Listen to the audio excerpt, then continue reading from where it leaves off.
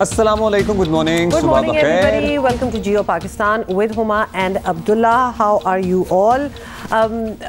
वैसे तो सारों के हर किस्म के दोस्त होते हैं, लेकिन एक अब्दुल्ला का एक कमाल दोस्त है जो कि मुझे बड़ी अजीब सुबह सुबह इसने आके स्टोरी सुनाई है एंड आई रियली वांट कि आप लोग भी सुनाएं। अच्छा, कैसे हो सकता है? कराची में ये सूरत हाल है कि या तो आपकी कोई बहुत ही extreme level next level immunity है तो आप कोविड से बचे हुए हैं, या फिर आप गुज़श्ता 1-1.5 महीने में किसी बंदा बशर से नहीं मिले, आपकी यानी कि जीरो सोशल लाइफ है या जीरो लाइफ है बेसिकली।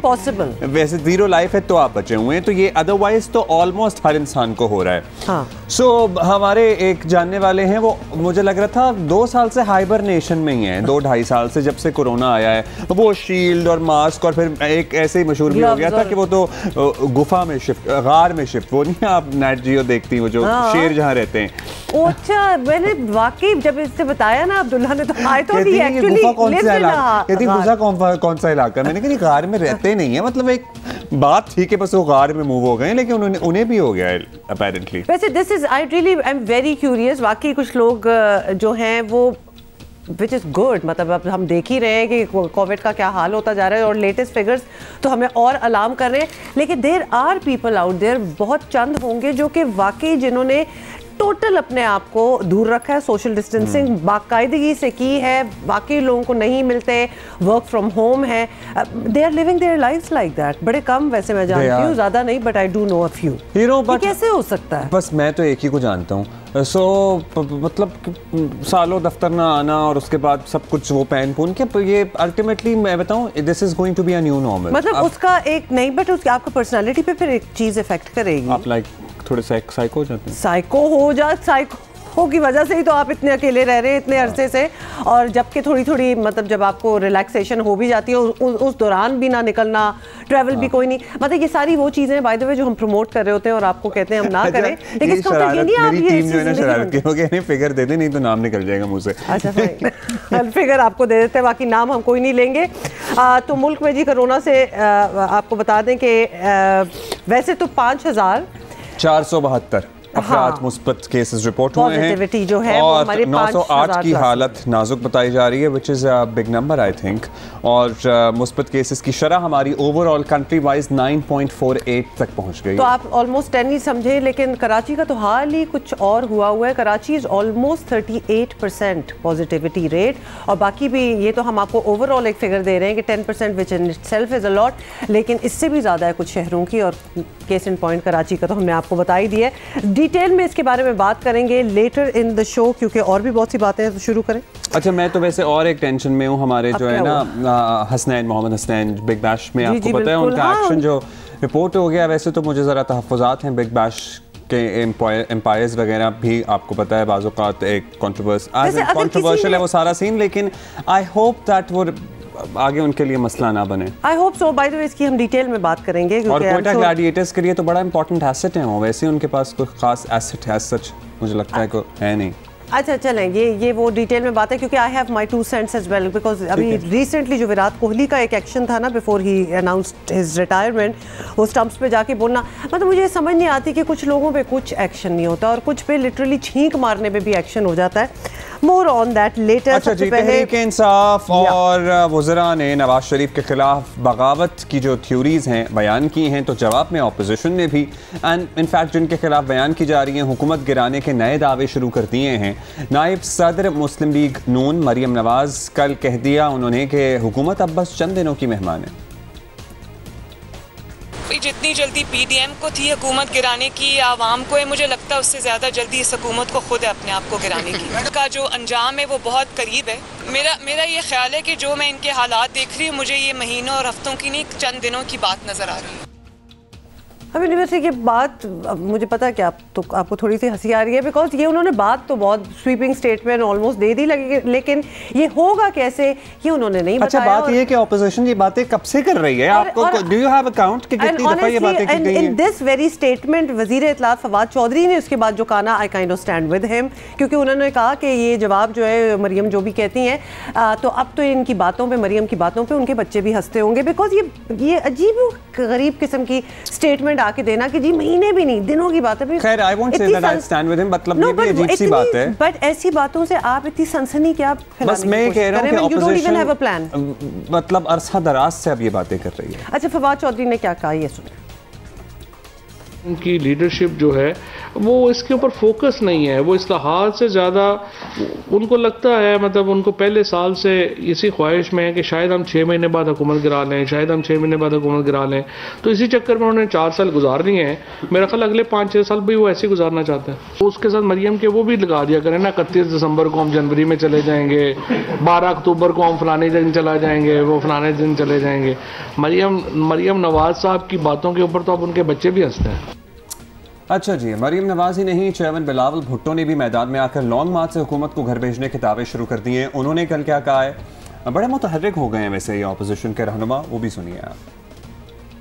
हम उम्मीद करते हैं कि अवाम इतना तंग है, इतना मुश्किल में है। पाकिस्तान पीपल्स पार्टी ने जब भी मज़ाहमती सियासत की है, जब भी लॉन्ग मार्च के लिए निकले हैं, तो हुकूमत वक्त को नुकसान पहुंचाई है। पीपल्स पार्टी का सेंट्रल एग्जीक्यूटिव कमेटी ने फैसला कर लिया है कि 27 फरवरी को हम कराची से निकलेंगे, इस हुकूमत के ख़िलाफ़ मुहिम चलाएंगे, इस हुकूमत को निकाला जाए। यही हमारा मुतालबा होगा, यही हमारा कैंपेन होगा। अच्छा जी, बिलावल भुट्टो को आपने सुना। आपको ये भी बताएं कि पीपल्स पार्टी ने 27 फरवरी को इस्लामाबाद की तरफ लॉन्ग मार्च का ऐलान कर रखा है, लेकिन माजी के लॉन्ग मार्च और धरने बताते हैं सड़कों की सियासत से हुकूमत नहीं जाती। बहरहाल अपोजिशन ने हुकूमत जाने की बातें की तो हुकूमती हलकों ने सदारती निज़ाम लाने की बातें शुरू कर दी। ऑब्वियसली आपको पता है एक टिट फॉर टैट तो चल ही रहा होता है। अपोजिशन रहनुमाओं ने जिसकी खुलकर मुखालफत भी की है। तहरीक इंसाफ जब से हुकूमत में आई है, अपोजिशन इसे घर भेजने के लिए नित नई तारीखें जो हैं वो दे रहे हैं। जिस तरह अब्दुल्ला आप कह रहे थे कि बस बातें ही हैं और डेट्स बड़ी दी जा रही हैं। बैड गवर्नेंस और रिकॉर्ड तोड़ महंगाई के बावजूद हुकूमत मगर अपनी जगह पर कायम है। और अब एक बार फिर नून लीग और पीपल्स पार्टी ने हुकूमत जाने के ऐलानात कर दिए हैं, लेकिन लग यही रहा है कि उनमें ज़्यादा जान नहीं है। और तो ये बातें सिर्फ बातें ही हैं। बिल्कुल ही पिंग पोंग वाला नहीं होता सिलसिला, सदारती निज़ाम ले आओ, पार्लिमानी निज़ाम ले आओ। या तो पहले एक्सपेरिमेंट ना हो चुका हो ना इस मुल्क में सदारती निज़ाम या जमहूरियत और आमरीत का। ये बिल्कुल फजूल बहस है। मेरा ख्याल है आप इस बहस से तमाम हमारे बड़े समझदार सियासतदान हैं आगे बढ़ना चाहिए, आगे निकलना चाहिए। अच्छा, हमारे पास सीरियस पॉलिटिकल रिफॉर्म्स की तरफ पढ़ना चाहिए। अच्छा, दोनों मेन ऑपोजिशन पार्टीज के रिप्रेजेंटेटिव्स हमारे साथ हैं दिस मॉर्निंग। मुस्लिम लीग नून से आजमा बुखारी इज जॉइनिंग अस और पीपल्स पार्टी से Qamar Zaman Kaira will be with us shortly. पहले आजमा से बात करते हैं। आजमा, बहुत सी हमने स्टेटमेंट्स जो हैं इधर बताई भी हैं, सुनाई भी हैं। अब कल मरियम नवाज ने जो हुकूमत के चंद दिन में जाने की पेशगोई की है, ये पहले भी होती रही हैं, लेकिन हुकूमत पर अब तक कोई आंच भी नहीं आई। तो ये स्टेटमेंट्स बिल्कुल खाली स्टेटमेंट्स ही लगती हैं। तो अब क्या करने वाले हैं आप, जो कि आपको लग रहा है कि अब जो आप कह रहे हैं ये हो भी जाएगा? जी बहुत शुक्रिया। देखिए, सियासी जमातें हर रोज़ हालात के मुताबिक हिकमत अमली बनाती हैं और अब हुकूमत जो है वो 2 जगहों पर मैं समझती हूँ कि उसके पीछे फोर्स होती है। एक आवाम की और एक उनके अपने MNAs की या MPAs की, जिसके सिर के ऊपर वो हुकूमत खड़ी होती है। तो आवाम के अंदर भी इनके हालात बहुत ही बेचारे नाजुक हैं कि जितने भी इलेक्शंस हुए हैं उन तमाम के अंदर आप देख लीजिए कि इनको आवाम ने सपोर्ट नहीं किया। और उसके बाद अब तो इनकी अपनी पार्लियामेंट्री पार्टी के अंदर इनके अपने सबसे करीबी वज़ीर और इनके अपने MNAs जो हैं वो इस हुकूमत को चार्जशीट कर रहे हैं। इनके अपने इत्तेहादी कह रहे हैं कि महंगाई की सूरत हाल में और इन तमाम हालात में इनके साथ खड़े होना मुश्किल हो रहा है। तो ये जैसे जैसे आवाम का प्रेशर बढ़ रहा है, मैं समझती हूँ कि हुकूमत को, अगर कोई और हुकूमत होती तो बहुत देर पहले जो है अपना बोरिया बिस्तर गोल करके जा चुकी होती। सो हम हर वक्त जो है वो हालात के मुताबिक हिकमत अमली बनाते रहते हैं और पॉलिटिक्स जो है वो एक डेली सोप की तरह होती है। उसमें मतलब ये नहीं होता कि आप सालों की बात करेंगे और वो डेली हालात के मुताबिक जो भी अभी तो इनके अपने हालात बहुत जो है वो कशीदा है। हमें अभी मजीद कुछ करने की नौबत अभी तक पेश नहीं आई। अच्छा आज़मा साहब, क्या तरीका कार बाय इस मरतबा आप लोगों ने सोचा इस्तेमाल करेंगे? लॉन्ग मार्च का ऐलान भी हो चुका, उसके ज़रिए हुकूमत गिराएंगे या फिर इन हाउस तब्दीली पे ज़्यादा जोर रहेगा या पंजाब से इस तब्दीली का आगाज़ करेंगे? किस ऑप्शन पर प्रायोरिटी बेसिस पर गौर हो रहा है आपकी जमात में? देखिए, मरीम नवाज़ साहिबा PMLN का हिस्सा हैं, उसकी लीडर हैं, और मरीम नवाज़ साहिबा की अपनी ज़ाती वो कभी भी बात नहीं करती, वो हमेशा वो बात करती हैं जो पार्टी की राय होती है। और हमारी पार्टी के अंदर जो है वो तमाम सीनियर्स बैठकर पार्टी के लिए फ़ैसला जो है वो करते हैं, और हम हर तरह का ऑप्शन जो है वो इस्तेमाल करना चाहते हैं इस हुकूमत के ख़िलाफ़। और अब तो हालत ये है कि इस हुकूमत के ख़िलाफ़ इतनी नफ़रत है कि अवाम एक्सपेक्ट करती है कि हबीब इमरान खान की तरह जो है वो वज़ीर-ए-आज़म को कहे कि हम नोच के निकाल देंगे वज़ीर-ए-आज़म हाउस से और हम इनको कान पकड़ के शायद बाहर निकाल दें, जो यकीनन आईनी तौर पर, कानूनी तौर पर मुमकिन नहीं होता। लेकिन इनकी नफ़रत इनके ख़िलाफ़ इतनी है कि हमें जो है हाउस के अंदर कुछ स्ट्रेटजी बनानी पड़े, हम उसके लिए भी तैयार हैं। और सड़कों के ऊपर तो हम इनके ख़िलाफ़ जो है वो पहले दिन से हम ऑन ग्राउंड मौजूद हैं, और जो भी आगे भी आइंदा लाहिमल जो हमें हाउस के अंदर, हाउस के बाहर, मैं समझती हूँ कि बल्कि चारों तरफ से हमें जो है वो अटैक करना पड़ेगा, हम उसके लिए भी तैयार हैं।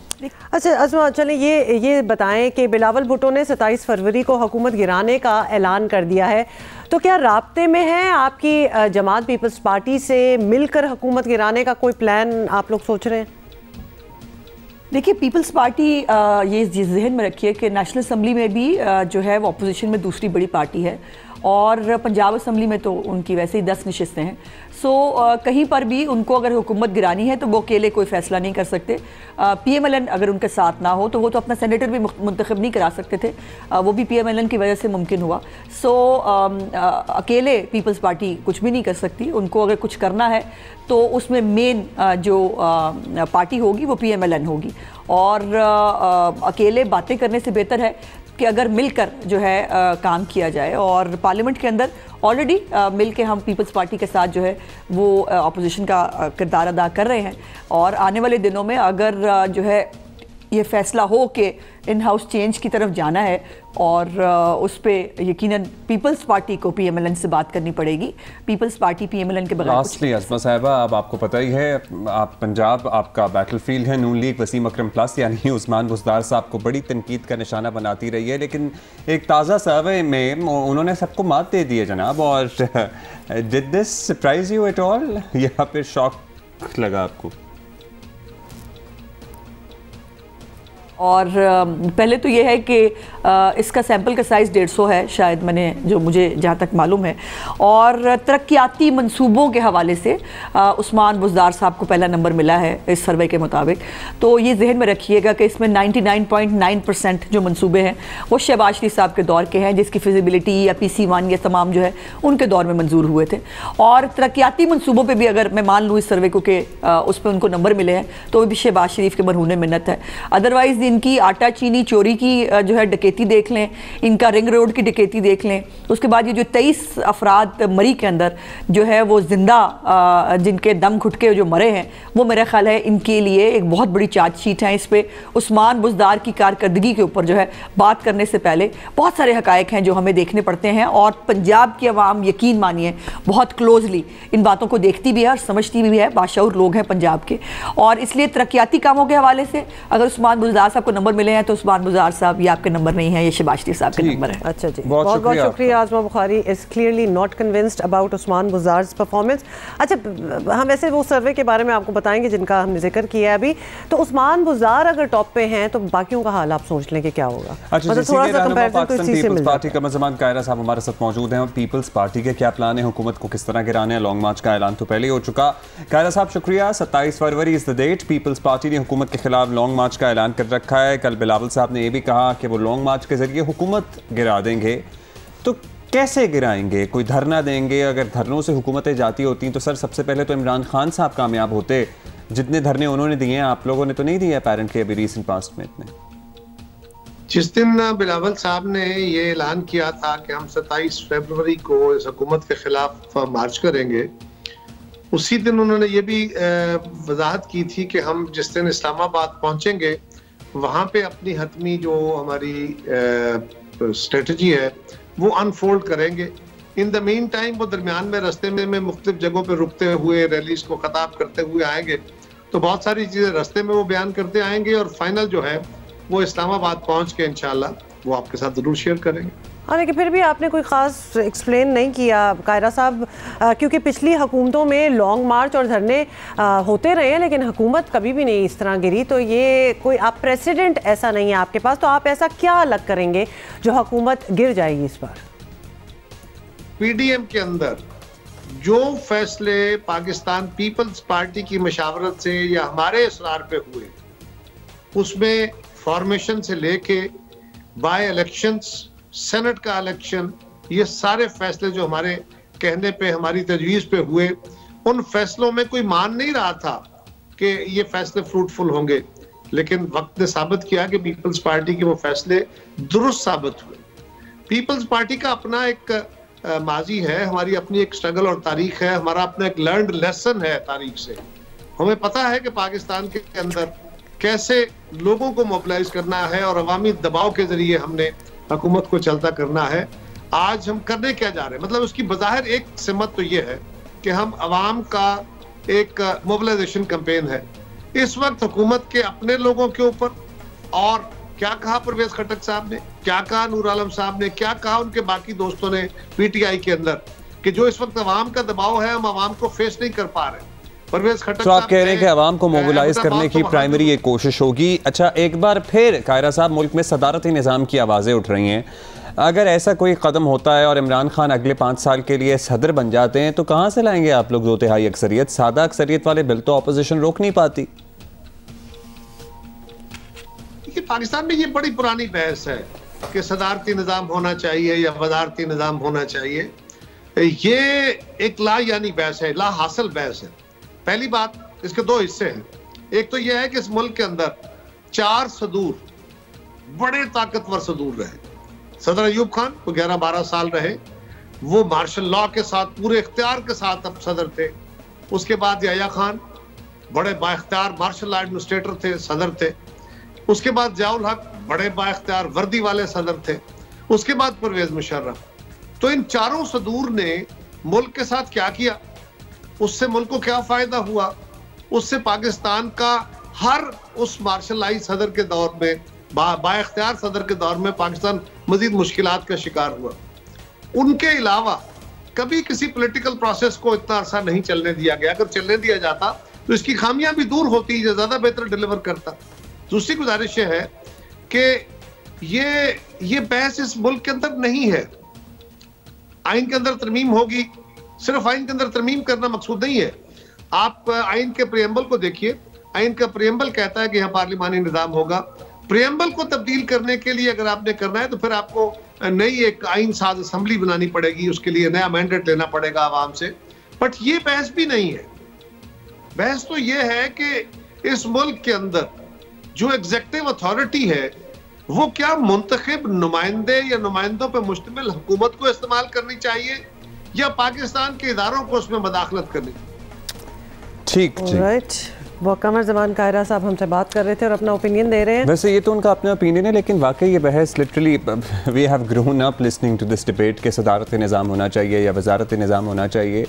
और आप सबके सामने ही हैं, इस मुल्क में दोनों निज़ाम ही रहे हैं और ज़्यादातर तो सदारती निज़ाम ही आई गेस मुसल्लत रहा है इन सम फॉर्म और अनदर। सो मेरा ख्याल है कि अब इस बहस से आगे निकल जाना चाहिए और जो निज़ाम है उसी को ठीक करने की या उसी में बेहतरी लाने की कोशिश करनी चाहिए। लेकिन बहस करने का हमें बहुत शौक है, तो एक और चीज़ हम आपको बताते हैं जिसमें हम बहस कर सकते हैं कि ये एक्शन सही था कि नहीं था। हम क्या करें, अब तो ये रिपोर्ट से डिसाइड करेंगी। हाँ, हमारे जनाब यंग स्टार है मोहम्मद हसनैन, उनका बॉलिंग एक्शन रिपोर्ट हो गया है, तो कहाँ हुआ, कब हुआ, क्या हुआ, ये कैसे हुआ? ऑस्ट्रेलिया के बिग बैश लीग में ये रिपोर्ट हो गया है और मोहम्मद हसनैन ने सिडनी थंडर्स की नुमाइंदगी करते हुए 5 मैचेस खेले जिसमें उनकी शानदार, जिसमें हम बड़े खुश भी थे, आपको याद है? रिपोर्ट एग्जैक्टली हमने यहाँ बात भी की थी और बड़ी बर्क रफ्तार बॉलिंग ने तमाम ही क्रिकेट माहिरीन को बड़ा मुतासिर किया। तो बिग बैश लीग के डेब्यू मैच में मोहम्मद हसनैन ने मेडन ओवर कराया, एक्चुअली मुझे याद है वो ओवर, और 3 विकेटें भी हासिल की थी मेडन ओवर कराने के साथ साथ। मोहम्मद हसनैन का बॉलिंग एक्शन, एम्पायर्स ने सिडनी सिक्सर्स के खिलाफ मैच पर रिपोर्ट किया और मोहम्मद हसनैन को बॉलिंग एक्शन का टेस्ट 19 जनवरी को ऑस्ट्रेलिया में ही बाय द वे इनका होना था टेस्ट, लेकिन पीसीबी ने इन्हें वापस बुला लिया और 20 जनवरी को टेस्टिंग के बाद एज इन पीसीआर टेस्टिंग, यहाँ 2 टेस्टों की बात हो रही है। कोरोना टेस्टिंग के बाद बायोसिक्योर बबल में दाखिल करना है, इसलिए इनको वापस बुला लिया गया है। और मोहम्मद हसनैन का बायो मैकेनिक लैब लाहौर में बॉलिंग एक्शन टेस्ट मुकम्मल हो गया है, जिसकी रिपोर्ट क्या होता होगा, वो एंगल चेक करते हैं ज़रा कि वो अच्छा ठीक है ठीक है। सो 14 रोज़ में अब इसकी रिपोर्ट मौसूल होगी। जनाब हमारी बहुत सी दुआएं और नेक तमन्नाएं मोहम्मद हसनैन के साथ हैं। He has a long way to go और जब अगर खुदा न खास्ता कोई इसमें गड़बड़ रिपोर्ट हो गई तो जब तक ये अपने एक्शन को ठीक नहीं करते तब तक ये कोई भी डोमेस्टिक या इंटरनेशनल क्रिकेट नहीं खेल सकेंगे। लेकिन हमें उम्मीद है कि ये नहीं कोई गड़बड़ निकलेगी, और अगर खुदा न खास्ता निकली भी तो he is such a young guy, I'm sure he will change it. He can make it better. तो ये था वो मैं कह रही थी ना बहस वाली, तो इस पर बड़े लोग वैसे डिबेट भी कर रहे हैं। आपको पता है सोशल मीडिया के पास तो अपने बड़ी जस्टिफिकेशंस होती हैं कि क्यों चेंज कर रहे हैं और ये इनका नेचुरल स्टाइल है and all that, but anyway नहीं पसंद आया और नहीं समझ में आई तो report. So do we have a time to pay the tribute? अच्छा जी, नहीं ब्रेक लेंगे और ब्रेक के बाद हम कुछ और बातें करेंगे आज। Some music करेंगे।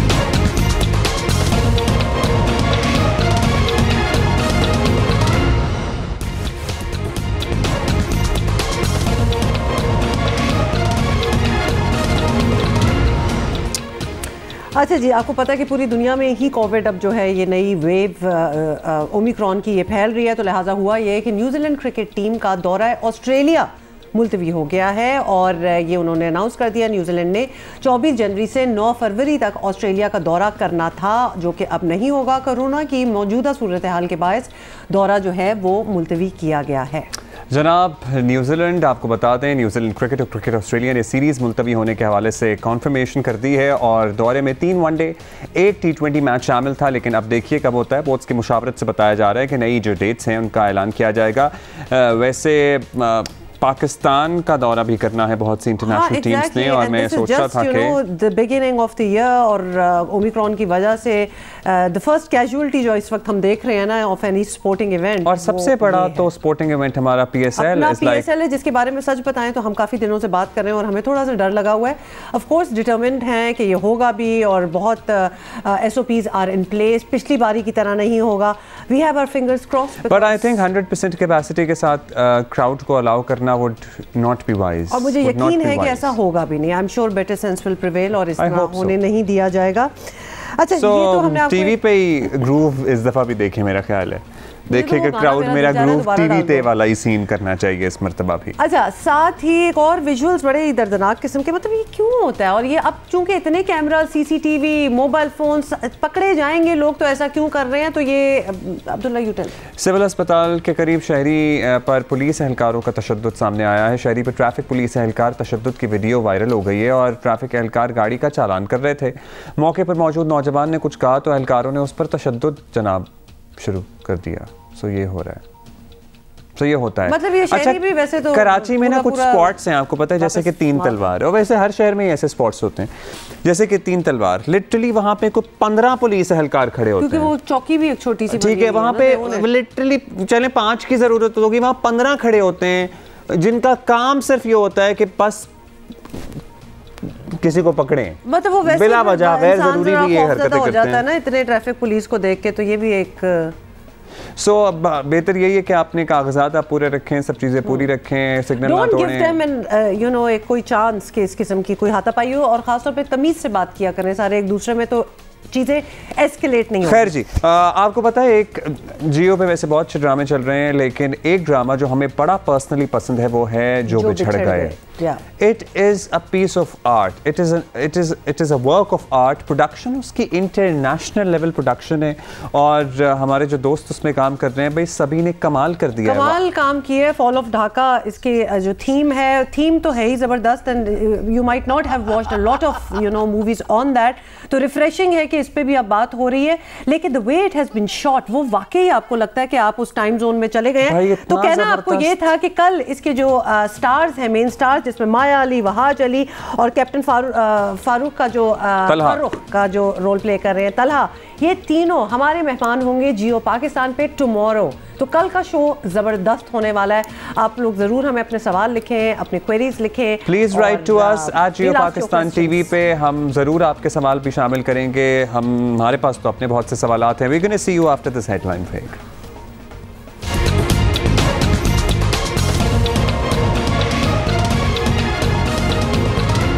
अस्सलाम वालेकुम वंस अगेन, गुड मॉर्निंग। कैसे हैं आप भाई? ठीक ठाक। वैसे मैं कह रहा था दुनिया में इतना बुरा हाल है, लेकिन फिर भी मतलब है कि आई नो समबडी जो कि स्पेन घूमने के लिए गए हुए हैं और टर्की भी जा रहे हैं लोग, मतलब Don't jealous Abdullah. People who can go and they don't have a problem with doing so many PCRs and antigen and all that, तो वो जा रहे हैं। और नहीं, और हमारे तो और भी मसले हैं। Don't jealous. और मुझे पता है किधर से आप आ रहे हैं, छोड़ दें। सिर्फ पीसीआर और ये थोड़ी मसले हैं हमारे। वो करवा लें और टिकट के पैसे ले लें और छुट्टी भी ले लें। छुट्टी भी एक बहुत बड़ा मसला है हमारे लिए। अच्छा, एक चीज़ जो कि I was talking to some friends yesterday and पहले एक बहुत बड़े जब किसी मेडिकल इशू इस किस्म का जो अभी कोविड हुआ है इसकी बात होती थी ना, तो स्पेनिश फ्लू की बात होती थी और बैठ के हम सोचते थे ये कैसे होता होगा उस ज़माने में कि millions of people were wiped out, और फीलिंग ऐसी होती थी कि जैसे ये कोई अर्थक्वेक की तरह एक ही दिन में सब कुछ हुआ होगा। लेकिन अभी ऑलमोस्ट 2-2.5 साल on with Covid with suspected millions of deaths and millions affected by COVID, तो बिल्कुल इसी तरह ही हुआ होगा ऑल ओवर द वर्ल्ड। अगर आप डिवाइड करें कहाँ तो ये जाता है, अभी डेथ्स की जब बात होती है ना, फैसिलिटीज भी नहीं होती थी, कुछ भी नहीं होता था, कुछ भी नहीं होता था, तो वाकई मतलब हो रहा होगा इसी तरह ही जिस तरह हम अभी देख रहे हैं। एक्सेप्ट कोविड की डेथ्स के हवाले से बहुत सी रिपोर्ट्स ये कहती हैं कि हमें ट्रू नंबर कभी भी पता नहीं चलेगा, बिकॉज बहुत सी डेथ्स कोविड की वजह से हुई हैं वो रिपोर्ट नहीं हुई, उस तरह रिपोर्ट नहीं हुई। खैर हमारे पास इसके अलावा बहुत सी बातें हैं जो आपसे हमने शेयर करनी हैं, और शुरू करते हैं। कुछ और ट्रिब्यूट्स भी हैं बाय द वे, कुछ बड़े ही ज़बरदस्त ट्रिब्यूट्स हैं हमारे पास भी। मेरा ख्याल है पिछले घंटे में हमने कोविड की उस तरह बात नहीं की, हम ज़रा आपको मज़ीद डिटेल्स भी देना चाहते हैं। आपको बता दें कि Karachi, as we told you earlier, Karachi को कोरोना ने पूरी तरह अपनी लपेट में ले लिया है और मुस्बत केसेस की शरह जो है अब वो 40.13 हो गई है, यानी मोर देन 40 प्लस हो चुकी है परसेंटेज। और गुज़िश्ता रोज़ तकरीबन कितने हुए हैं जी? 58,000 जी। गुज़श्ता रोज़ आपको बताएं कि खैर हमने बताया था कराची में 58,000 प्लस जो है टेस्ट हुए हैं, बिल्कुल वो टेस्ट हुए हैं, और टेस्ट में से 5,472 टेस्ट जो है वो कोरोना केसेस मुस्बत आए हैं। ओवरऑल की हम बात कर रहे हैं।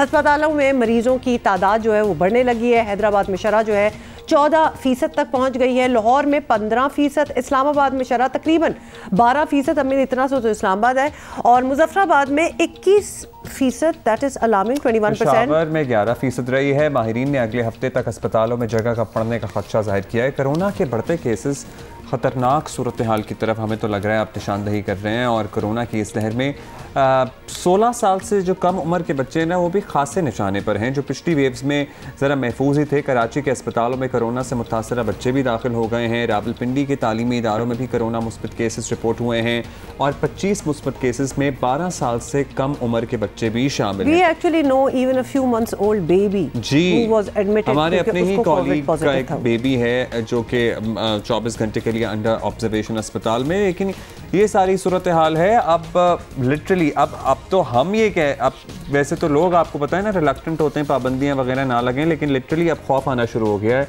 अब वो सूरत हाल है, अब वाकई वो सूरत हाल बन रही है। एब्सोल्युटली। अच्छा जी, ये हमें ज़रा दोबारा से समझने की बात है, और हमें ज्वाइन की है यूनिवर्सिटी ऑफ हेल्थ साइंसेज के वाइस चांसलर डॉक्टर जावेद अकरम साहब, जो कि हमें ज्वाइन करते रहते हैं, और हमारे बहुत सी क्वेरीज होती हैं, सवाल होते हैं जिनके ये बड़ी डिटेल जवाब देते हैं। डॉक्टर साहब, बड़ी अलार्मिंग सिचुएशन है, कोरोना की ये लहर बड़ी शदीद साबित हो गई है, लेकिन हौसला अफजा बात यह है कि ये इतनी जानलेवा नज़र नहीं आ रही।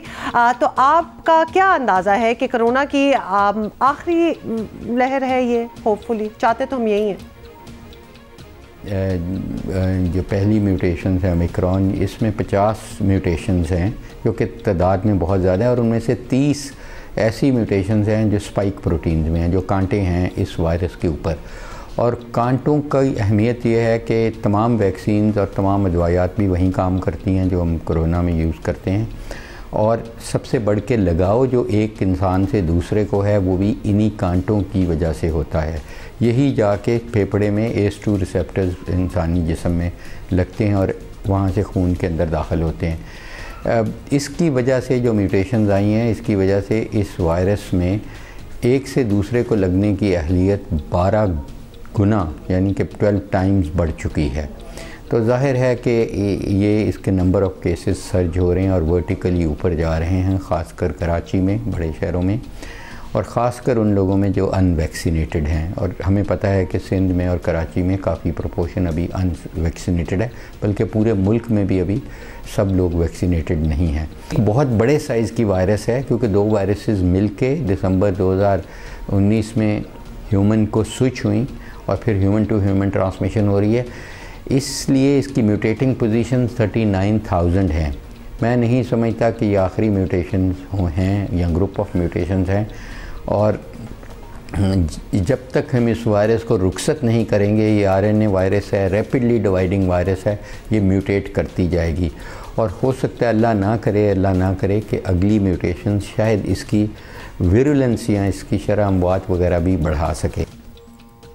पता नहीं डॉक्टर साहब, मतलब अगर 39,000 पॉसिबिलिटीज़ हैं म्यूटेट करने की, तो मेरा ख्याल है कि this is it. And then you said it's a rapidly dividing virus, लग नहीं रहा। डॉक्टर साहब आप बताइएगा, इस मरतबा 16 साल से कम उम्र, टीनेजर्स और उससे भी छोटे, बिल्कुल ही बच्चे भी, टीनेजर्स एंड देन बिल्कुल बच्चे 10 साल से कम उम्र के बेबीज़ भी मुतासर हो रहे हैं। तो क्या पुरानी वेरिएंट्स में भी ऐसा ही था, या इस मरतबा यह फिनोमेना देखा जा रहा है?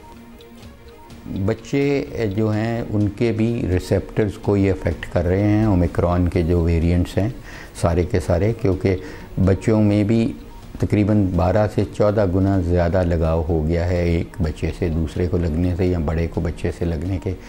इसलिए बच्चों की भी वैक्सीनेशन होनी चाहिए और फौरी तौर पे होनी चाहिए, और उनकी भी पूरी वैक्सीनेशन कंप्लीट होनी चाहिए। उनके लिए भी बहुत ज़रूरी है और पूरी दुनिया के लिए बहुत ज़रूरी है कि हम हर्ड इम्यूनिटी क्रिएट कर सकें।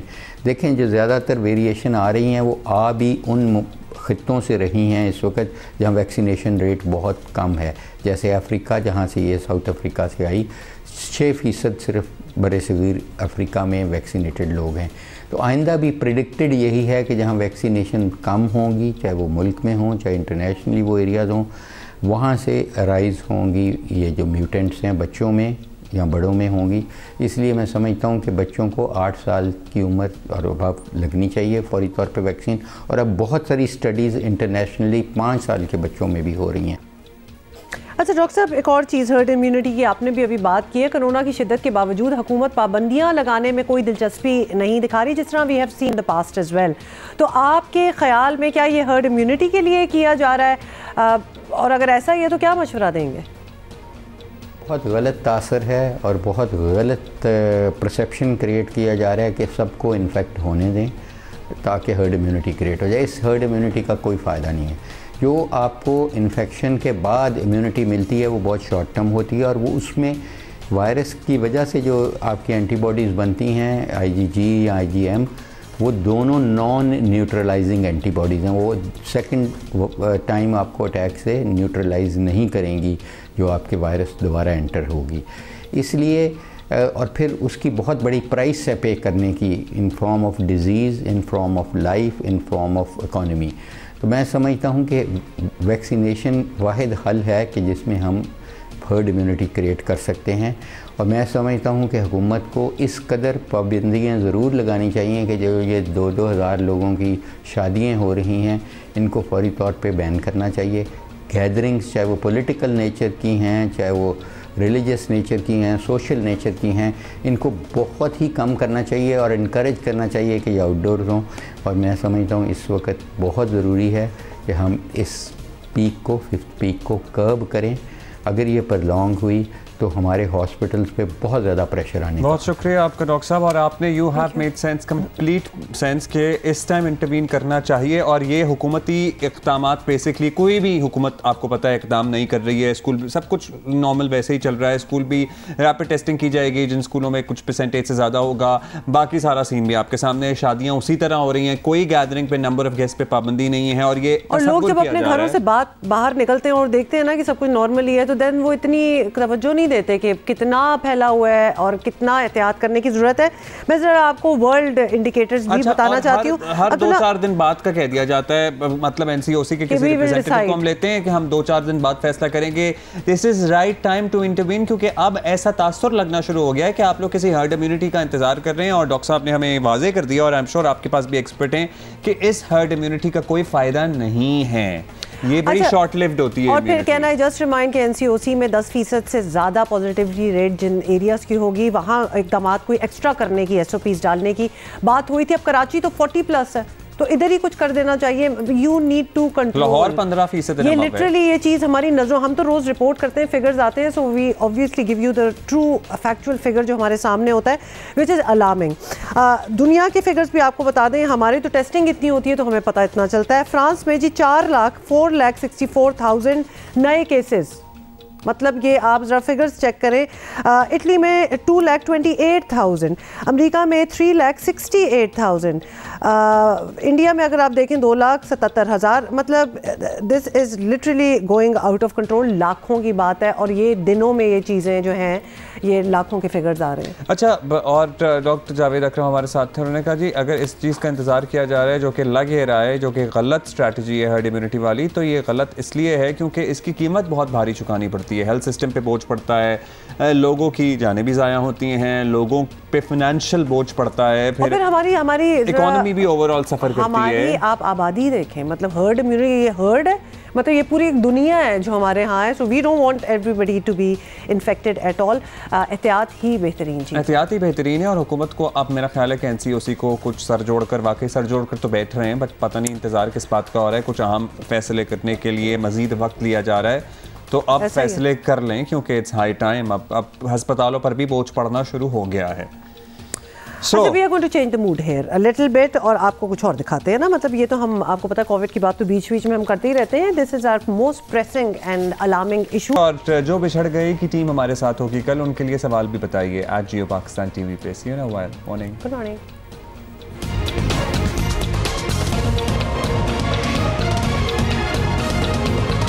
भाई तमाम वो लोग जो इस वक्त कोरोना में मुब्तला हैं, हमारी आपके लिए ढेरों दुआएं हैं कि अल्लाह ताला सबको जल्द सेहतियाब करे, पर्टिकुलरली जो क्रिटिकल हैं वो भी जल्द सेहतियाब होकर अपने घर वापस आएँ। खबर हमारे पास ये है कि अपोजिशन लीडर शहबाज शरीफ साहब भी कोविड पॉजिटिव हो गए हैं। मरीम औरंगजेब साहबा ने इस बात की तस्दीक की और घर में ही उन्होंने क्वारंटीन करने का सोचा। By the way this is the second time that he has been infected, he had been infected. We are finding out a lot of people. अब तो ये बड़ी कॉमन बात होगी। पहले यही कश्मकश में थे कि जी एक दफ़ा हो जाता है तो दूसरी दफ़ा होता है कि नहीं, हो जाता है और हो भी रहा है। लेकिन अगर आप वैक्सीनेटेड हैं तो उसकी इंटेंसिटी जो होगी वो होपफुली और इंशाल्लाह बहुत ही कम होगी और आप बिल्कुल उस क्वारंटीन पीरियड में ठीक भी हो जाएंगे और आराम से वापस भी आ जाएंगे। और प्लीज़ रिस्पॉन्सिबल रहें कि कोई और आपसे इन्फेक्ट ना हो। इवन व्हेन यू फील कि भाई मैं एसिम्प्टोमेटिक हूँ और मुझे तो कुछ हुआ नहीं, तो निकल जाते हैं, लेकिन आपके अंदर वो जरासीम है और वो किसी और को लग सकते हैं जो शायद एसिम्प्टोमेटिक ना हो। अभी हम आपको बताएंगे एक सर्वे का हमने नतीजा बड़ा इंटरेस्टिंग आया, बहुत ही मतलब ऑलमोस्ट अनबिलीवेबल टाइप ही आया, लेकिन उसके हम बात करना चाहते हैं जी। Institute for public opinion research का इंतहाई दिलचस्प जो है सर्वे के नतीजे आए हैं और आप यकीन करें या ना करें, लेकिन वज़ीर आला पंजाब उस्मान बुज़दार ने परफॉर्मेंस में, कारकर्दगी में दीगर सूबों के वज़राए आला को पीछे छोड़ दिया। हम मजाक नहीं कर रहे, ये बिल्कुल सीरियस सर्वे है और सर्वे के मुताबिक पंजाब के 51% अवाम जो है वो उस्मान बुज़दार के तरक्याती कामों पर मुतमईन नजर आए हैं। हालांकि काला चश्मा भी हमने इसीलिए उन्हें स्वैग दिया है, जरा पहना दिया है। हालांकि कुछ अर्सा पहले भी आपको याद दिला दें कि पंजाब में कंटोनमेंट बोर्ड में होने वाले इंतखाबात में तहरीक इंसाफ को बुरी तरह शिकस्त का सामना करना पड़ा था। पंजाब हुकूमत पर बैड गवर्नेंस के इल्ज़ामात कोई नए नहीं, लेकिन इसके बावजूद सर्वे के नतीजे बताते हैं कि 61% अफराद जो हैं वो महकमों की कारकर्दगी को पहले से बेहतर समझते हैं, विच इज़ एक्चुअली गुड अगर people are feeling that. Khyber Pakhtunkhwa के हवाले से भी institute for public opinion research का सर्वे खासा मानी खेज है, यानी वज़ीर आला महमूद खान की कारकर्दगी से सूबे के 48% लोग खुश हैं। सिर्फ यही नहीं बल्कि सर्वे बताता है कि खैबर पख्तूनख्वा के 69% अवाम ने सूबाई महकमों की कारकर्दगी को बेहतर करार दिया है। ये वही सूबा है जहाँ पिछले माह बल्दियाती इंतखाबात हुए हैं और तहरीक इंसाफ को बदतरीन शिकस्त का सामना करना पड़ा है। और सर्वे के मुताबिक मीर अब्दुल कुद्दूस बजंजो बलोचिस्तान के 43%, तो सिंध के वज़ीर आला मुराद अली शाह अपनी कारकर्दगी सूबे में 38% शहरियों को ही मुतमईन कर सके हैं। और यह सर्वे ऐसे वक्त में सामने आया है जब सानह मरी में नाअहली पर पंजाब हुकूमत शदीद तनकीद की ज़द में है। और आईपोर सर्वे वज़ीर आज़म इमरान खान वसीम अकरम प्लस के लिए यकीनन इत्मीनान का बायस होगा और अक्सर मुबस्सिरीन इस सर्वे को दिलचस्प, इसके नताइज को मानी खेज और हैरत अंगेज़ भी करार दे रहे हैं। But this is it. हम अब इसके अदरवाइज भी सर्वेज आते हैं तो उनके रिजल्ट्स भी हम आपसे शेयर करते हैं। अब ये सर्वे आया है तो हमने इसका रिजल्ट भी आपके साथ शेयर किया। Everything with you as it is. Senior तजियाकार इरशाद भट्टी साहब ने हमें ज्वाइन किया। भट्टी साहब, ताज़ा तरीन सर्वे में वज़ीर आला पंजाब उस्मान बुज़दार ने वसीम अकरम प्लस होने का सबूत दे दिया है, तो ये बहुत बड़ी बात है जी। 51% अवाम ने बुज़दार की परफॉर्मेंस पर इत्मीनान का इजहार किया है।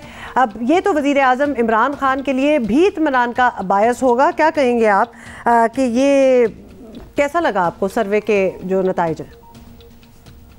देखिए, पहली बात तो ये है कि मेरा मानना है कि मैं ये सर्वे जो होते हैं ये काबिल भरोसा नहीं होते। महदूद तबके, महदूद लोगों तक रसाई होती है, मखसूस टाइमिंग होती है, मखसूस एजेंडा होता है और सर्वे अक्सर सर्वे जो हैं वो पैसे का खेल होते हैं और अक्सर सर्वे जो होते हैं वो कराए जाते हैं। लिहाजा वो मज़हर अब्बास साहब ने एक फ़िक्रा कहा हुआ है कि इन सर्वेज़ का भी सर्वे होना चाहिए, तो सर्वेज़ पे तो मेरा यकीन नहीं है। लेकिन मैं अगर फ़र्ज़ करें मैं ये सर्वे मान लेता हूँ कि ये ठीक ये इसी सर्वे पे बात कर लेते हैं तो बड़ी है, फिर तो कुर्बे क़यामत की निशानी है कि साईं उस्मान बुज़दार पर पंजाब के 51% लोगों ने एतमाद और इत्मीनान का इज़हार किया है। कमाल हो गया है। मैं खुद पंजाब से हूँ, मैं खुद लोगों से मिलता हूँ। पंजाब के शहरों का हाल देख लें, पंजाब के देहातों का हाल देख लें, पंजाब की सड़कों का हाल देख लें, पंजाब की गवर्नेंस का हाल देख लें, पंजाब की परफॉर्मेंस का हाल देख लें, पंजाब की मिसमैनेजमेंट का हाल देख लें, पंजाब की करप्शन का हाल देख लें, पंजाब के पिछले 3.5 साल में जो तरक्याती काम हुए हैं उनका हाल देख लें और साईं उस्मान बुज़दार साहब का अपनी ज़ाती परफॉर्मेंस देख लें। उसके बाद अगर ये कहते हैं कि 51% 51% लोगों ने इत्मीनान का इज़हार किया है तो ठीक है, किया होगा, क्या कहा जा सकता है। आपको तो कुछ ख़ास ज़्यादा ही तहफ़्फ़ुज़ात हैं उस्मान बुज़दार साहब की परफॉर्मेंस पर, क्या समझते हैं अब इनको रहने देना चाहिए? अब सर्वे तो बता रहे हैं कि लोग इनसे मुतमईन हैं, या अगर इमरान खान अपनी साख बचाना चाहते हैं और दोबारा हुकूमत में आना चाहते हैं तो उस्मान बुज़दार साहब का कोई मुतबादिल ढूंढना चाहिए? वैसे तो already I think it's too late. नहीं, अब वक्त गुजर चुका है मेरा ख्याल है। अब ये साल है, इसके बाद इलेक्शन का साल आने वाला है। अब मेरा नहीं ख्याल कि कोई बहुत बड़ी तब्दीली, मेजर तब्दीली होगी किसी को घर भिजवाने की। वो वक्त गुजर गया जब हम कहा करते थे कि केपी से महमूद खान जो साईं उस्मान बुज़दार प्लस है उनको फ़ारग करें, जब फेडरल में मेरिट पर लोगों को लगाएं, अनइलेक्टेड लोग जो इमरान खान साहब के इर्द गिर्द हैं उनसे जान छुड़ाएं, पंजाब की जान छुड़ाएं उस्मान बुज़दार साहब से। लेकिन अब वक्त गुजर गया है। केपी में अभी आपने कहा ना कि साईं उस्मान बुज़दार की परफॉर्मेंस पे 51% लोगों ने इत्मीनान का इज़हार किया है। केपी तो तहरीक इंसाफ का गढ़ है, वहाँ अपने घर और गढ़ में हारे हैं। पंजाब तो फिर भी डिवाइडेड है, सेंट्रल पंजाब में मुस्लिम लीग नून है और बाकी जगहों पे इलेक्टेबल्स और मुख्तलिफ धड़े हैं। तो मेरा नहीं ख्याल कि अब किसी को बदलने से कुछ होगा। हाँ, अब जितना इमरान खान साहब फोकस कर सकते हैं महंगाई, बेरोज़गारी और गुर्बत पर, मईशत पर, गवर्नेंस पर, परफॉर्मेंस पर, वो फोकस कर लें इसी टीम के साथ तो बहुत है और कुछ रिलीफ दे दें आवाम को, वरना अब किसी को तब्दील करने से कोई फ़र्क नहीं पड़ेगा। अच्छा भट्टी साहब, इसी तरह इमरान खान के एक और इंतखाब वज़ीर आला खैबर पख्तूनख्वा महमूद खान का कारकर्दगी में दूसरे नंबर पे हैं, तो आप अब भी यही समझते हैं कि महमूद खान भी मतलूबा नताइज नहीं दे सके? देख ले सर्वे का हाल, देख ले, वो कारकर्दगी में दूसरे नंबर पे हैं। पिशावर हार गए हैं यार, कोहाट हार गए हैं, मर्दान हार गए हैं, जहाँ जीते हुए थे वहाँ हार गए हैं। और ये इनके वज़रा जो हैं KPK के अपनी यूनियन काउंसिल की सीटें हार गए हैं और मौलाना साहब ने इनसे 3 मेयर उनके हो गए, ANP का 1 मेयर हो गया, इनका 1 मेयर भी नहीं है। इसके बाद भी अगर ये सर्वे कहता है कि महमूद खान की परफॉर्मेंस पे नंबर 2 पे है तो फिर नंबर 1 पे अमरीकी सदर जो बाइडन होगा और नंबर 2 पे ये होंगे। सलाम है सर्वे को भी और महमूद खान साहब की परफॉर्मेंस। चलें जी, सुबह सुबह आपसे मुलाकात रहती है तो ज़रा अच्छा लगता है, हैपनिंग हो जाता है बहुत। लेकिन ये मजहर साहब की बात जो आपने याद दिलाई है ना भट्टी साहब की, सर्विस का सर्वे होना चाहिए, ये इस बात पे तो मैं 100% इसको मैं 100% वोट दे रही हूँ। जिसे कहते हैं ना लुब्बे लुबाब इस सारी कॉन्वर्सेशन का वो ये है शायद। अच्छा, चाहे वो कोई भी सर्वे हो, ब्रेक ले लेते हैं, इसको हंसने देते हैं, अब हंसे आप।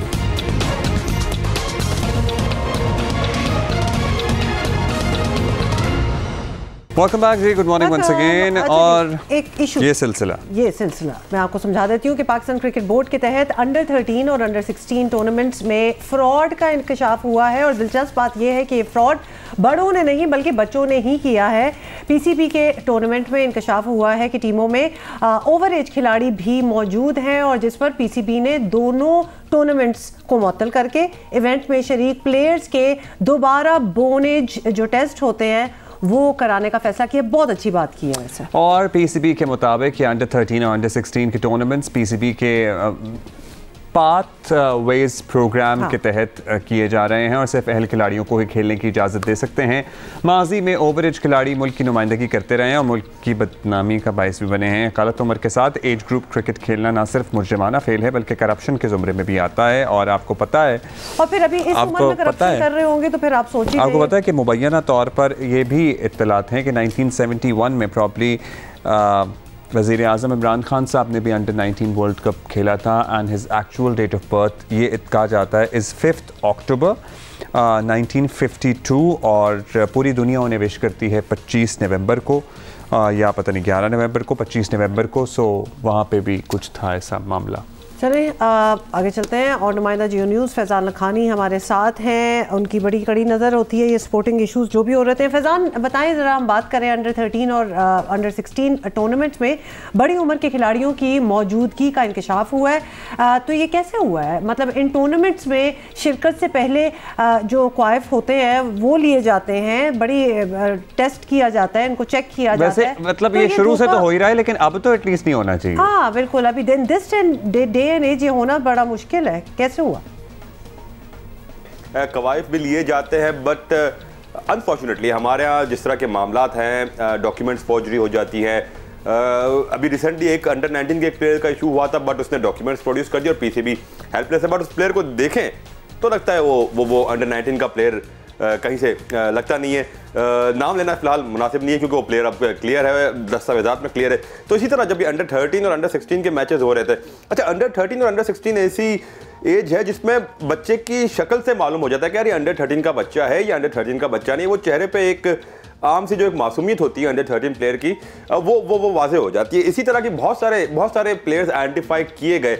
इनफैक्ट एक मौके पे तो एक पूरी टीम ने एतराज़ कर दिया अगली टीम पे कि यार ये ओवर एज प्लेयर्स यहाँ पे खिलाए जा रहे हैं। और बहुत सारी और शिकायतें मिल रही थी, जो बच्चे पार्टिसिपेट कर रहे थे उनके पेरेंट्स से शिकायतें की। वीडियो एविडेंसेस, इनफैक्ट पीसीबी का जो अनाउंसमेंट आया उसमें उन्होंने कहा कि यार वीडियो एविडेंसेस हमने देखे जिससे हमें लग रहा है कि प्लेयर्स ओवर एज है। अब एक अहम चीज यहाँ पे बहुत जरूरी है कि ये जो अच्छा फैजान ओवर एज प्लेयर्स है ना, फैजान आपने वैसे मासूमियत की बात की है, हम उधर ही अड़ गए हैं क्योंकि आज की in this day and age आप मासूमियत पे तो नहीं जा सकते। There are so many things that makes kid मासूम। साइंस पे ज्यादा मेरा ख्याल है, जहाँ स्पोर्ट्स बोन एज टेस्ट होता है ना, तो बोन एज टेस्ट पे ही पता चलेगा। सो अब मुंतज़मीन ने फैज़ान बोन एज टेस्ट कराने का कहा है और टेस्ट से एक अंदाज़ा तो सर्टनली मिल जाएगा कि उम्र क्या है, कि ये किस एज के खिलाड़ी हैं। कोई एतराज़ सर्टनली फिर नहीं होना चाहिए अगर ये सबके हो जाएं जो भी ज़रा लग रहे हैं मशकूक खिलाड़ी। देखिए ये एक ऐसा टेस्ट है जिसको पूरी दुनिया में तस्लीम किया जाता है। कलाई का टेस्ट होता है, एक्सरे किए जाते हैं और फिर ये मेडिकली कंफर्म हो जाता है बच्चे की एज क्या है। बट अगेन जो बच्चा पीसीबी ने यहाँ पे एक विंडो अब भी रखी है कि बोन टेस्ट के बाद भी अगर कोई लगता है कि उसके साथ ज्यादती हुई है, वो ओवर एज बोन एज में करार पा गया, तो वो अपने वैलिड डॉक्यूमेंट्स और ऐसे डॉक्यूमेंट्स ला के साबित कर सकता है, अपील कर सकता है, जिसके बाद उसके बारे में फिर फैसला किया जाएगा। तो ये मसला ये हमारे पूरे निज़ाम का मसला है, ये सिर्फ एक टूर्नामेंट का या 4 बच्चों का या 50 बच्चों का। जी बहुत शुक्रिया आपका फैज़ान। ये 1971 में किया जाए या 2022 और 2021 में किया जाए तब भी गलत था और वो डिस्प्यूटेड है बाय द वे जिसकी आप बात कर रहे हैं। वैसे ही मैं कह रहा हूं मुबैना दौर पे है ना, तो उस पे क्या बात करनी। We will see you tomorrow और कल स्पेशल गेस्ट हैं हमारे, so you have to join us.